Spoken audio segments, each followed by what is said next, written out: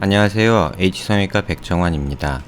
오늘 설명드릴 내용은 코 수술의 실제 예로서 고어텍스 보형물을 사용한 예와 실리콘 보형물을 사용한 예를 좀 살펴보려고 합니다.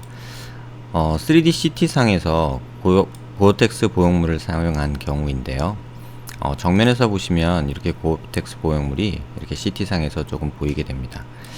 음영을 좀 조절해서 보면 이렇게 조절해서 보면 고어텍스 보형물은 잘 보이지 않지만 이렇게 조금 음영을 조절해 보면 고어텍스 보형물이 어느 정도 형상을 나타내는 모습을 볼 수 있습니다. 특징적으로 보셔야 될 모습은 측면에서 봤을 때 고어텍스 보형물은 이렇게 콧등에서 험프라고 하는 매부리 있는 부위에서 이렇게 구겨지는 듯한 휘어지는 양상을 보이고, 또 어퍼라테랄 카틸리지와 로어라테랄 카틸리지 경계 부위에서 이렇게 주저앉는 이런 특징적인 모습을 보입니다.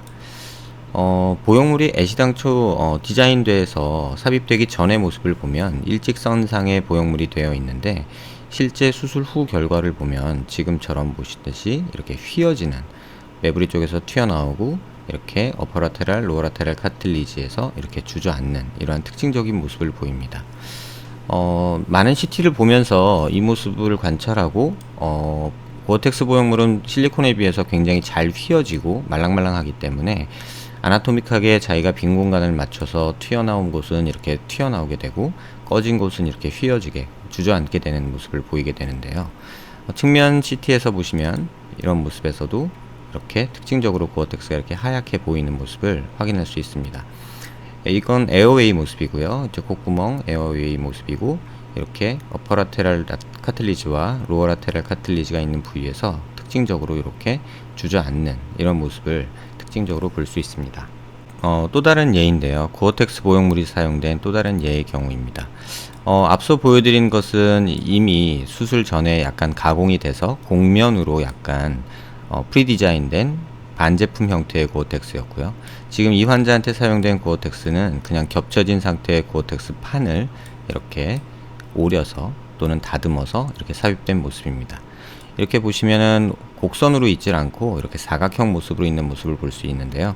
앞서 설명드린 고어텍스 재료의 어떤 역사에서 보시면 이런 보형물이 사용된 예도 실제로 볼 수 있습니다.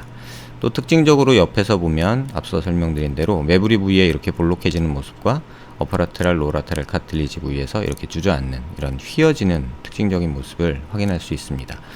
이건 고어텍스의 특징적인 모습으로 실리콘에서는 잘 보이지 않는 모습인데요.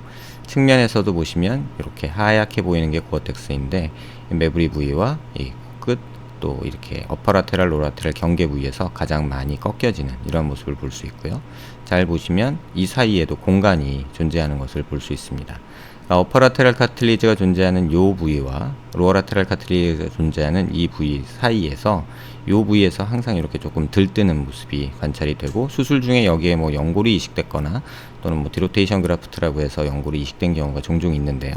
그 경우를 제외하면 이 경우는 빈 공간에 고어텍스와 이런 연골이 빈 공간에 흉살이 차는 경우로 생각할 수 있습니다. 이 경우 역시 또 다른 고어텍스 보형물 사용의 예인데요. 지금 보시면 CT 영상이 조금은 정확치 않은 모습을 볼 수 있는데요. 이쪽에 보시면 CT 영상의 이 단면이 2mm 간격으로 찍혔기 때문에 2mm 간격으로 찍힌 CT에서는 이렇게 재구성 시 이렇게 약간 결이 가는, 이렇게 층지는 그런 모습을 보이게 됩니다. 그렇다 하더라도 이렇게 고어텍스의 음영은 확인할 수 있고요. 앞서 설명드린 대로 특징적으로 매부리 부위에서 튀어나오고 이렇게 어퍼라테랄, 로어라테랄 카틸리지 경계 부위에서 약간 주저앉는 이런 모습을 볼 수 있고요. 측면에서 보시면 이 환자도 마찬가지로 고어텍스 보형물이 튀어나왔다가 이렇게 꺼지는 로어라테랄 카틸리지 음영과 어퍼라테랄 카틸리지 음영 사이에서 이렇게 조금 주저앉는 이런 모습을 확인할 수 있습니다. 이 환자는 또 다른 예인데요. 이제 CT 음영을 조절할 때 이렇게 뼈를 보거나 이렇게 근육을 붙여서 연부 조직을 조금 보는 식으로 이렇게 음영 조절을 할 수가 있는데요. 이런 식으로 조절을 해서 보면 잘 안 보이던 고어텍스 보형물이 이렇게 보이게 됩니다. 특징적으로 이 환자의 경우는 이렇게 내잘 도중 쪽, 콧등 쪽에 보형물을 이렇게 고어텍스 보형물이 들어간 모습이 보이고, 약간 좌측으로 이렇게 조각나서 옆으로 옮겨진 이런 고어텍스 보형물이 있는 것을 볼 수 있습니다. 이거 역시 어퍼라테랄, 로어라테랄 카티리지 경계 부위에 이렇게 온폭 패이는 부분이 존재하는데, 이 부분을 메꾸기 위한 보형물을 한 일자로 넣지 못하고 이렇게 두 조각으로 나눠서 넣은 경우인데요. 가운데 있지 못하고 고정이 잘 안 됐는지 실제는 왼쪽으로 치우친 이런 모습을 보이게 됩니다. 측면에서 보시면, 여기 잘 보시면요, 고어텍스 보형물이 이렇게 가다가 이렇게 끊어진 모습이 이 부위에서 보이게 되는데요. 이 부위도 잘 음영을 바꿔서 보면 이렇게 연결되지 못하고 두 조각으로 나뉘어져 있는 모습이 보이고요. 역시나 어퍼라테랄 카틸리지와 로어라테랄 카틸리지 경계 부위, 이렇게 꺼진 부위에 보형물이 이렇게 오목하게 들어있는 모습을 확인할 수 있습니다. 이 부위 보면 끊어진 부위가 보이실 거고요. 실제 리컨된 이미지에서, VR 이미지에서 보시면 이렇게 고어텍스 보형물이 있고, 이렇게 이 부위에 한 덩어리가 보이는 것이 그 고어텍스 보형물이 되겠습니다. 이 환자 역시 고어텍스 보형물이 이렇게 조금 들어있는 모습이 보이는데요. 음영을 조절하면 이렇게 안면부의 근육도 이렇게 볼 수가 있습니다. 고어텍스 보형물이 콧등부터 코끝까지 잘 들어있는 모습이지만, 앞서 설명드린 대로 이렇게 콧등에 잘 밀착이 되어 있지만 어퍼라테랄 카틸리지와 로어라테랄 카틸리지가 있는 부위에 이렇게 약간 꺾인 듯이 오목하게 패이는 모습을 볼 수 있고요.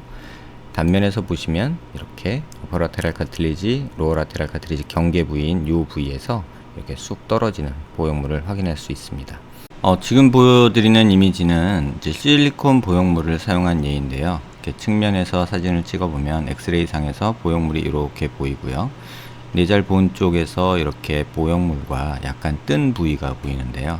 실리콘 보형물이 이제 수작업으로 디자인을 하다 보니 이 뼈의 곡선에 정확히 맞지 않아서 이렇게 들뜨는 현상이 굉장히 자주 보여지는 듯 합니다. 이쪽도 마찬가지로 실리콘 보형물이 약간 위로 올라간 그런 느낌인데요. 이렇게 밑에 부분이 뜬 부분이, 사실 곡면을 보면은 이쪽 곡면이 이쪽 곡면에 좀 적절하리라고 보는데, 이쪽 코끝 수술을 하고 이쪽에 빈 공간, 늑연고를 사용한 걸로 보이는데요. 이런 공간에서 빈 공간이 생기고 구축이 생기면서 실리콘이 약간 위로 당겨 올라가거나, 또는 보형물이 디자인이 잘못돼서 약간 뜨는 그런 모습을 볼 수 있습니다. 이 사진도 마찬가지로 보형물이 이쪽 뇌잘 본 쪽에 정확하게 딱 맞지 못하고 약간 뜨는 모습들을 확인할 수 있고요. 이 보형물은 조금 특이한 케이스인데요. 콧등은 대부분 곡면이 되게 잘 맞고, 그 다음에 코 앞쪽에서는 이 곡면이 또 이런 식으로 오목하게 있게 되는데, 보형물 두 개를 사용해서 이렇게 겹쳐서 이렇게 코 라인을 만든 모습입니다. 피부 표면을 보시면 약간 이렇게 울퉁불퉁한 모습이 보이는데, 이 부분 역시 이런 두 보형물 사이 간격에서 약간 뜨는, 이 부위가 약간 뜨는 모습 때문에 발생한 현상이 아닐까 생각됩니다. 이에 역시도 굉장히 아나토미컬하게, 그러니까 해박적으로 정확하게 구성이 된 보형물이라고 저는 개인적으로 생각을 하는데요. 뇌잘 본 쪽의 곡선과 그 다음에 험프와 이쪽 어퍼라테랄 카틸리지와 로어라테랄 카틸리지가 있는 부위에서의 이런 오목한 이런 곡면을 굉장히 적절하게 디자인한 모습이라고 생각됩니다.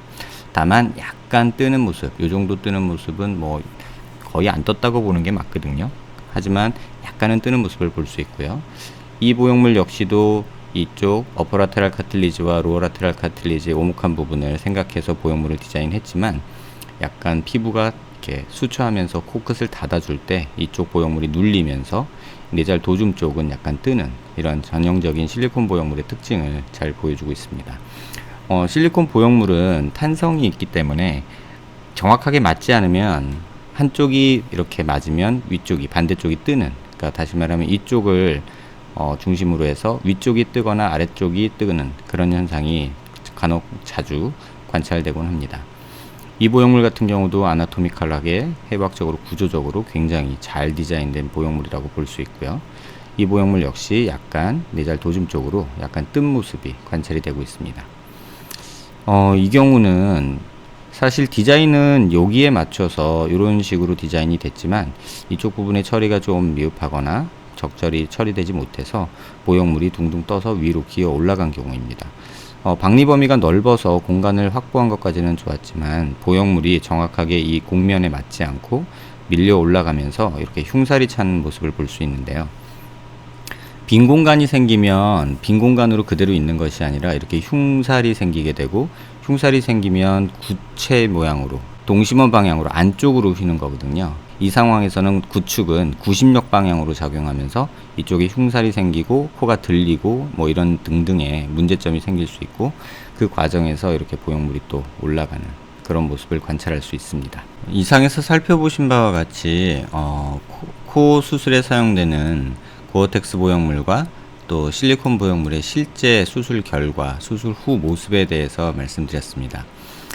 이 환자의 경우 지금 보여드리는 이미지 같은 경우는 아무 수술도 받지 않은 환자의 3D 모델링 결과입니다. 뼈의 모습과 어퍼라테랄 카틸리지, 로어라테랄 카틸리지가 이렇게 모습이 보이고요. 완전히 측면에서 봤을 때 오목한 곡선과 볼록한 곡선과 어퍼라테랄 카틸리지와 로어라테랄 카틸리지가 만드는 이 오목한 곡선이 중요하다고 보고, 보형물이 일자로, 바닥면이 일자로 돼 있을 때는 대부분 이 튀어나온 어퍼라테랄 카틸리지와 내잘본이 만나는 이 험프라고 불리는, 매부리라고 불리는 부위에서 실리콘이 좌우로 눌릴 수가 있습니다. 그래서 이쪽이 잘 눌리면 이쪽이 뜨는 그러한 텐팅이라는 효과가 발생을 하고요. 또 이쪽이 잘 맞으면 이쪽 내잘본 쪽에서 뜨는 이러한 텐팅이 종종 발생하는 듯 합니다. 그러다 보면 이쪽 부위나 이쪽 부위가 뜰 경우에 대부분 이쪽이 뜬 경우에는 보형물이 흔들린다거나 움직인다거나 또는 데비에이션, 휘어지는 경우가 발생을 하고, 이쪽은 잘 맞는 데 반해서 아래쪽에서 뜰 경우에는 이 빈 공간에 흉살이 차면서 이 로어라테랄 카틸리지를 어퍼라테랄 카틸리지 윗방향으로 이렇게 당기는, 구축이 와서 짧아지는 코가 만들어지는 경우가 있고요. 이 경우 실리콘은 그대로 있기 때문에 피부를 뚫고 실리콘이 나온다던가 아니면 점막 안쪽으로, 코 안쪽으로 실리콘이 나온다던가 하는 일들이 종종 발생하는 듯 합니다. 그래서 제 생각에는 보형물이 만들어질 때 이 코뼈와 어퍼라테랄 카틸리지가 만드는 이 곡면에 맞게 보형물이 만들어진다면 이러한 염증이나 뜨거나 어떤 움직이거나 휘거나 어떤 그런 모습에서 좀 더 안전하지 않을까 생각을 해서, 이 곡선에 기반한 어떤 보형물이 디자인이 특화된다면, 환자마다 다 다른 그런 보형물이 만들어진다면 어떤 코 수술로 인한 부작용이나 재수술률을 훨씬 줄일 수 있지 않을까 생각해서 이러한 이론적 기반으로 환자 몸에, 개개인에 맞는 실리콘 보형물을 만들어 보면 어떨까 하고 계획하게 됐습니다.